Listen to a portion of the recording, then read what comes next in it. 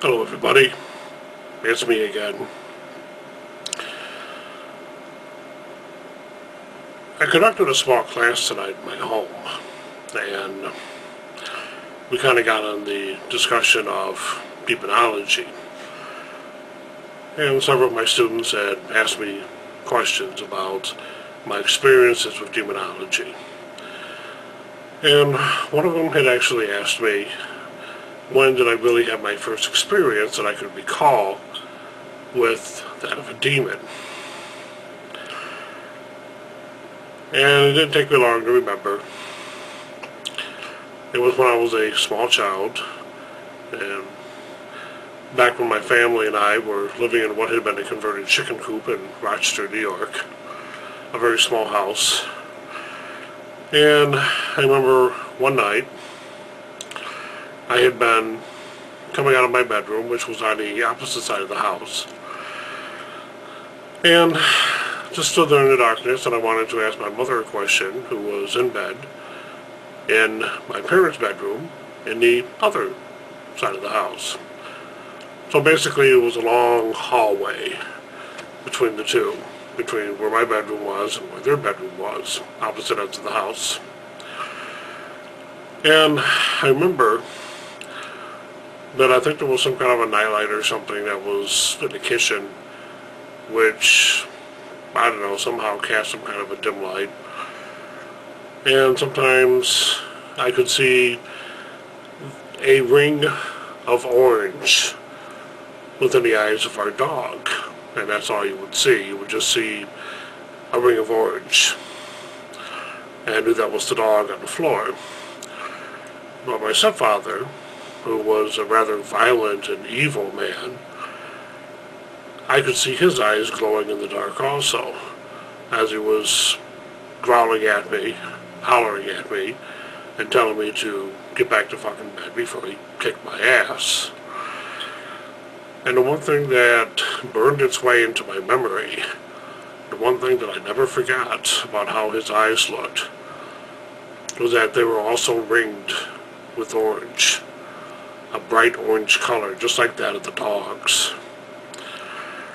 And it wasn't until years later that I actually begun to take more of an analytical approach towards things scientific and human evolution and human biology and physiology and what have you, that I had realized that the reflective properties, that of urinals and whatnot, would reflect different colors. Daytime creatures generally would have a tendency of reflecting back a red eye effect. Creatures that were more nocturnal could be anywhere from yellow, green, sometimes white, like deer, or red. Yeah, actually, species that would be able to see in the daytime could reflect red. But creatures that were more known for being nocturnal would basically reflect other colors, including orange. But human beings were not necessarily supposed to be reflecting what looked like a ring, a round, sharp, very bright ring of orange. And thinking back on the behavioral patterns of my stepfather, it had not surprised me to conclude that he probably had been potentially infested. He very well could have been demonic. And through my life I have met many other people that have also been demonic. And basically what happens is, once you start on a path of confronting these beings, combating these beings sometimes in a life and death struggle to save a soul, to save someone from further harm, misery, or suffering, they remember you, and they attack you at every opportunity they can get, and they'll do it through a variety of people that they can possess who are weak-minded, or just not very strong-willed. So I make this video, and I make this video to tell you this, that there is evil in this world, and that there are such things as demons, and there are negative spirits that are able to possess people for the entirety of their life sometimes.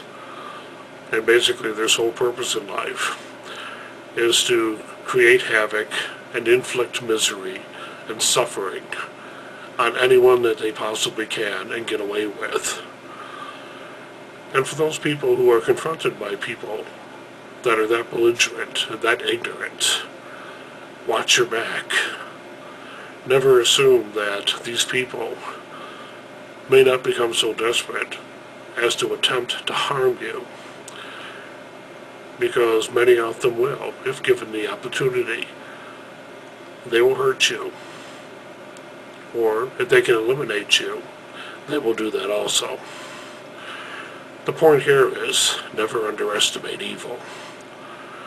Ever. You can be stronger than evil. You can defeat a demon and perhaps live to fight another day. But by doing so, the demon will never forget you, and you would be wise to never forget it.